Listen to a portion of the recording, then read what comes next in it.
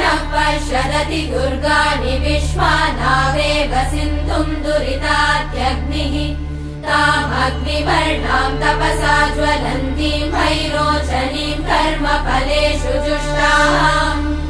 दुर्गाम् देवीगुम् शरणमहम् प्रपद्ये सुतरसि तरसे नमः अग्ने त्वम् पारयानव्यो अस्मान् स्वस्तिभिरति दुर्गाणि विश्वाः पूष्य पृथ्वी बहुला न उर्वी भवातोकायतनयाय शम्योः विश्वानि नो दुर्गः जातवेदः सिन्धुन्न नावादुरिदातिवर्षि अग्ने अत्रिवन्मनसा गृणानोऽस्माकम् बोध्यभिता तनूना पृतनाजितगुम् सहमानमुग्रमग्निगुम् भुवेम परमात् सदस्तात् स नः पश्यदति दुर्गाणि विश्वाक्षामद्देवो अतिदुरितात्यग्निः रत्नोषिकमिभ्यो अध्वरेषु सना च होतानव्यश्च सत्सि स्वाञ्चाग्ने तनुवम् पिप्रयस्वास्मभ्यम् च सौभगमायजस्व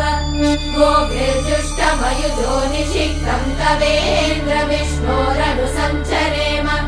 नाकस्य पृष्ठमभिसंवसानो वैष्णवीम् लोकैकमानयन्ताम् ॐ कात्यायनाय विद्महे कन्याकुमारि धीमहि तन्नो दुर्गिः प्रचोदयात् ॐ शान्ति शान्ति शान्तिः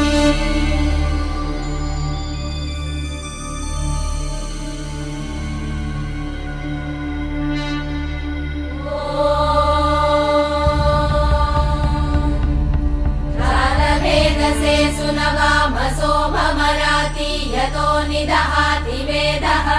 स नः पश्यदति दुर्गाणि विश्वानावेव सिन्धुम् दुरितात्यग्निः